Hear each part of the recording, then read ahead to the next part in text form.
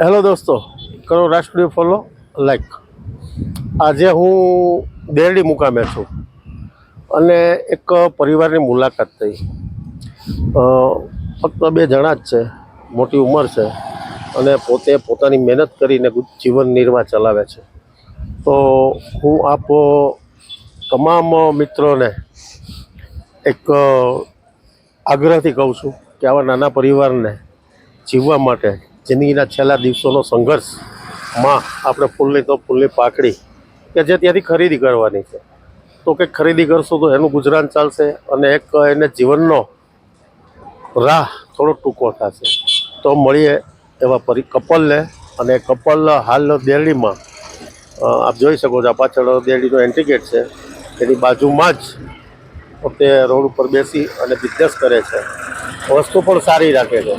તો એમને મળીએ અને એમની સાથે થોડી વાતચીત કરીએ, એના દર્દમાં આપણે સુખ આપી શકીએ, એને કંઈક સારું કરી શકીએ એવા સામેલ થાય.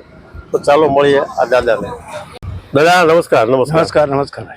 દાદા, આપ અહીંયા દેરડીમાં આજે આવ્યા છો, શું બિઝનેસ કરો છો? બસ આ કોટ ને પાપડ ને વેચી.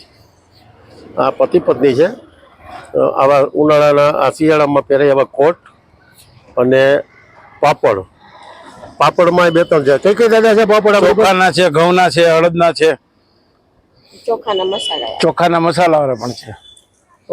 પોતે જીવવા માટે એક સંઘર્ષ કરી રહ્યા છે, પાપડ પણ વેચે છે. બીજું દાદા, આ સિવાયનો બિઝનેસ કાંઈ ના? દાદા, આપના આ ઉંમરે આ ધંધો કરવો પડે છે કારણ?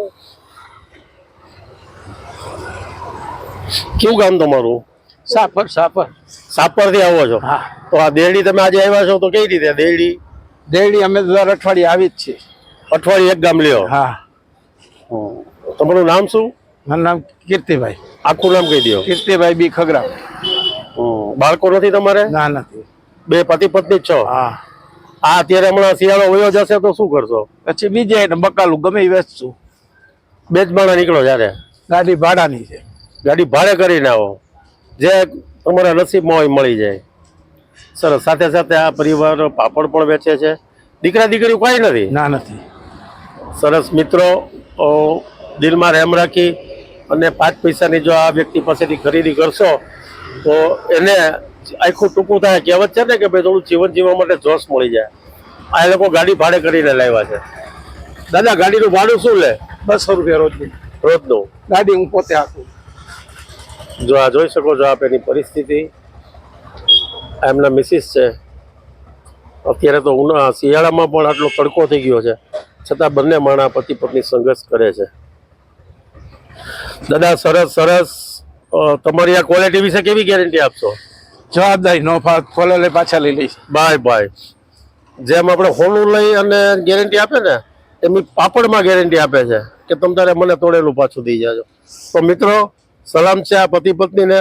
અને આપ મોકો મળે તો મારો તો એવો આગ્રહ છે કે આવા નાના નાના પરિવારને જીવવા માટે થોડો સપોર્ટ કરીએ તો ખૂબ સારું.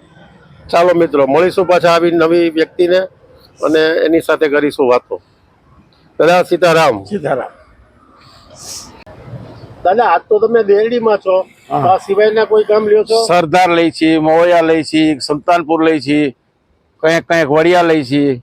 આજુબાજુની ડિસ્ટ્રિક્ટના ગામ ગુંદાસરા છે, રીબડા છે, સાપર છે, તો બધા ગામ લઈએ છીએ. મિત્રો, જોઈ લેજો આ દાદાને અને ફૂલની તો ફૂલની પાકડીની ખરીદી કરજો. એને કોઈ દાનમાં નથી જોતું, કોઈ ભીખમાં નથી જોતું. એને તો પોતાની મહેનત કરી અને આ જીવન પૂરું કરવું છે. તો એમને મદદ કરજો મિત્રો, એવી મારી તમામ ફેસબુક મિત્રો અને યુટ્યુબ મિત્રોને વિનંતી છે.